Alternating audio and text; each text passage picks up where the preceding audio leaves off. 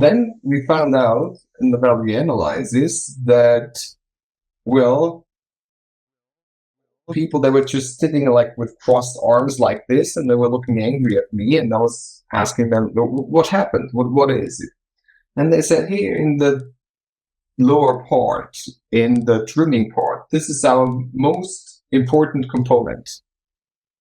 And I said, why? What's doing this? What is this component doing? And they said, well, it converts the current. And I said, okay, good. And what was the main function that we had there? He said, okay, we said the main function is to supply the backbone. And there I realized then, okay, I tried to model the whole system as a mechanical device and said it's this is the energy flow, and here the energy flow goes into the backbone and then from the backbone into the other PC systems.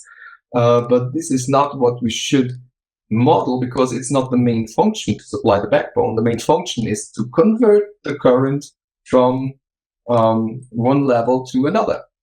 So, and as soon as we had the current then in the system as a super system component, as a target component, that the main function is to convert the current, that component moved up from the trimming section to the section, okay, we have to reduce the costs. So, as we have it added in this area, everybody was relaxed and said, yeah, okay, this is why we're sitting here.